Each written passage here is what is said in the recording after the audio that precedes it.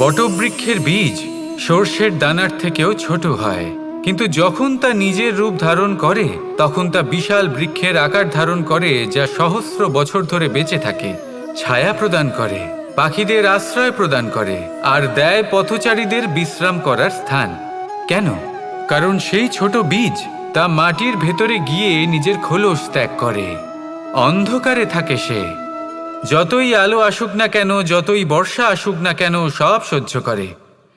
আর তারপরে একটা চারা গাছ অঙ্কুরিত হয়, তারপর ধীর গতিতে একটা বিশাল বৃক্ষতে পরিণত হয়। দেখুন, জীবনে কঠিন সময় আসে, এই জন্য নয় যে আপনি হার মেনে নেবেন, এই জন্য আসে যাতে আপনি ভবিষ্যৎ নির্মাণের জন্য নিজেকে তৈরি করতে পারেন। যদি কঠিন সময়ে আপনি ওই বীজের মতো দৃঢ় হয়ে থাকতে পারেন, তাহলে আপনিও একদিন সেই বিশাল বৃক্ষের মতো নিজের অস্তিত্ব গড়ে তুলতে পারবেন, যা সহস্র বছর পর্যন্ত মনে রাখা হবে। আসুন আমার সাথে ভালোবেসে বলুন, রাধা রাধা। সঞ্চয়। মানুষের যখন থেকে বোধবুদ্ধি হয়, সঞ্চয় করতে আরম্ভ করে দেন।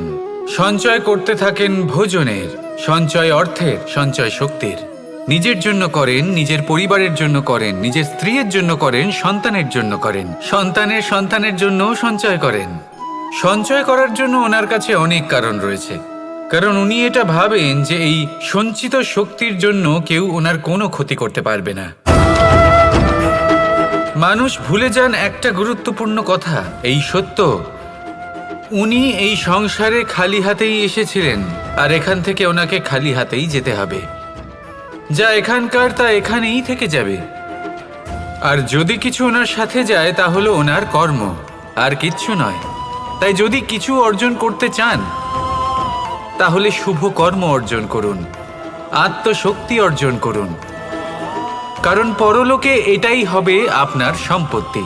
তাহলে কি এটা আপনি অর্জন করতে চান না? আসুন আর আমার সাথে ভালোবেসে বলুন, রাধা রাধা। সদিচ্ছা।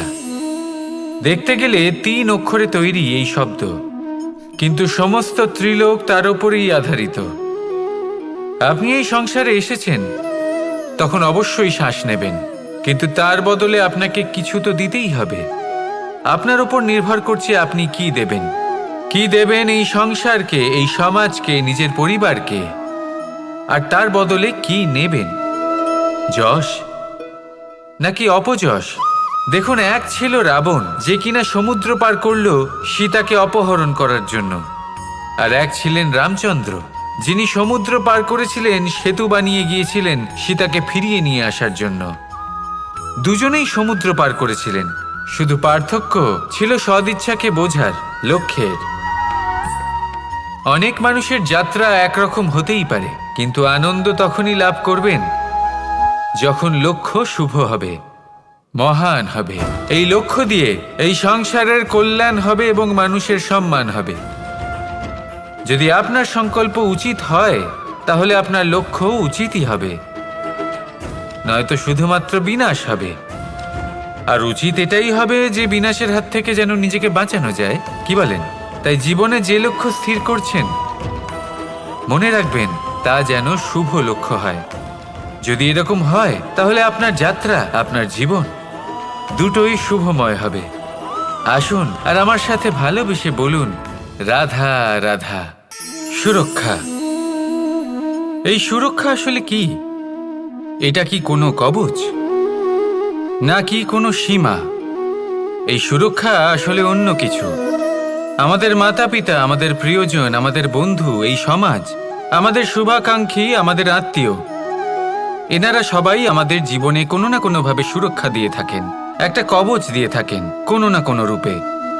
কিন্তু দেখতে গেলে আমাদের পরাক্রমের পথে, আমাদের বীরত্বের পথে, আমাদের সাহসের পথে এই সুরক্ষাই সবথেকে বড় বাধা হয়ে দাঁড়ায়।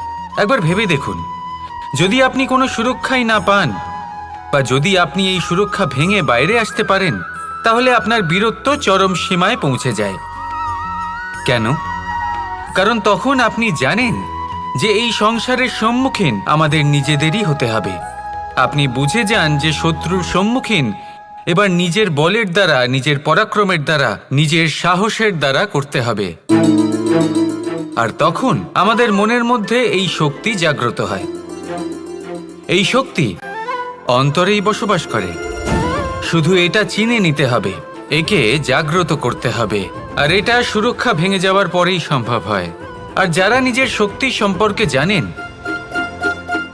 যিনি নিজেই জানেন তিনি কতটা শক্তিশালী, তিনি নিজেই নিজের সুরক্ষা কবচ চিরকালের মতো ভেঙে ফেলে দেন, ঠিক কর্ণের মতো। আর তারপরে দেখুন, আপনার পরাজয় হোক বা বিজয়ী হোক না কেন, সেটাই অনেক বড় হয়, সেটাই প্রশস্ত হয়ে থাকে। সেই জন্য ত্যাগ করুন নিজের ভয়কে, নিজের আশেপাশের এই সুরক্ষা চক্রকে ভেঙে ফেলুন। আর সম্মুখীন হন এই সংসারের, নিজের শত্রুর সম্মুখীন হন। পরাক্রমের এই অঙ্কুর, তা অঙ্কুরিত হওয়ার জন্য বীজের উপরের এই কবচ, এটা ভেঙে যাওয়া অতি আবশ্যক।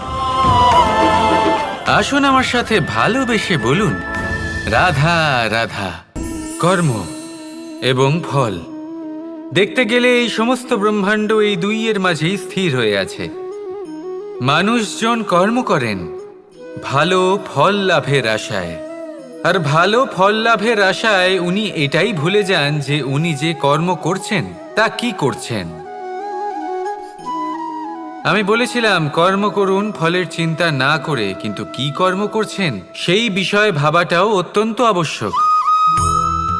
নয়তো অনেক সময় আমরা এমন কর্ম করে ফেলি যা না চাইতেও বিষে পরিণত হয়।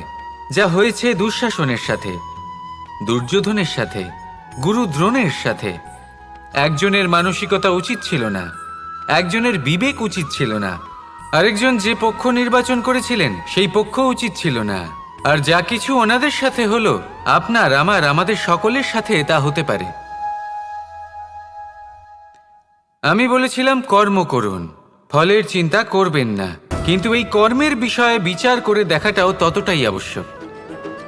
দেখুন, কর্ম করার উচিত প্রক্রিয়া ফলের চিন্তা না করা, কিন্তু যদি আপনার কর্ম শুভ হয় তাহলে তার ফলও নিয়তি আপনাকেই দেবে। সর্বদা কর্ম করার সময় এটা ভাবুন যে আপনার এই কর্ম এই সংসারকে, এই সমাজকে, আপনার পরিবারকে, আপনার আশেপাশের মানুষজনকে কোন দিশায় নিয়ে যাবে। যদি এটা সবার জন্য মঙ্গলময় হয় তাহলে কর্ম করতে থাকুন। আর হ্যাঁ, নিশ্চিত রূপে ফলের চিন্তা করবেন না। আসুন আমার সাথে ভালোবেসে বলুন, রাধা রাধা।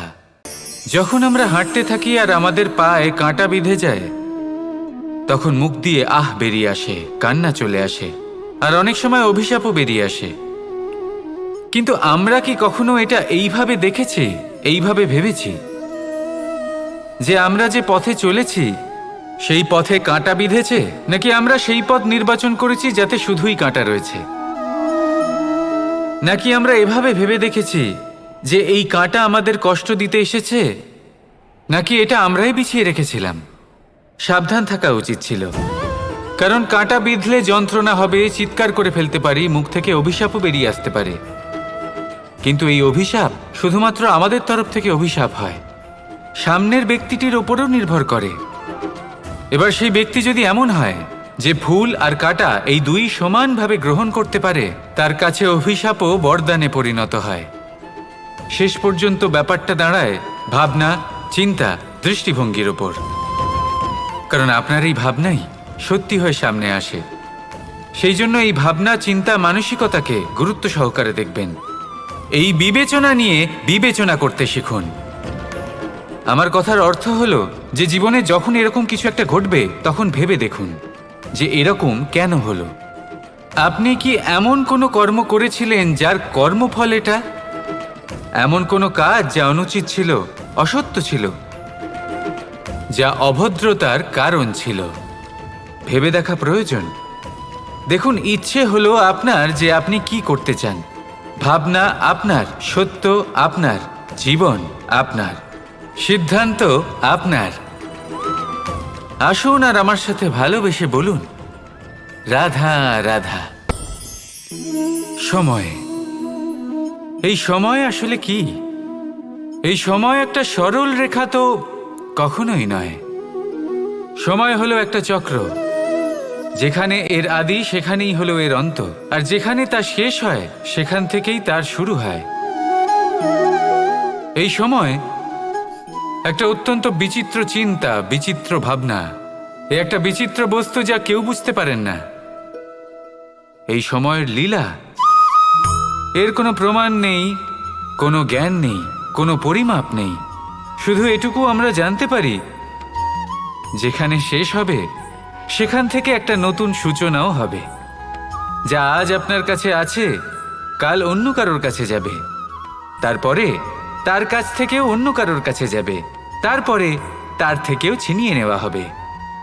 এই নিয়তির একজনের কাছ থেকে অন্যজনের কাছে আদান প্রদানের এই সময় হলো আপনার সময়। এই সময়ের সদ্ব্যবহার করুন, এই সময়কে বাঁচুন। আপনাকে শুধু এটাই সুনিশ্চিত করতে হবে যে আপনি কোন পক্ষে আছেন।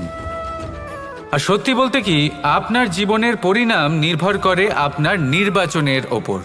আপনি কোন পক্ষ নির্বাচন করছেন। তাহলে মনে রাখবেন, জীবনে সেই পক্ষই নির্বাচন করবেন যা চয়ন করার পরে আপনি সুখ অনুভব করবেন, আপনি সন্তোষ লাভ করবেন, প্রসন্নতা লাভ করবেন। আর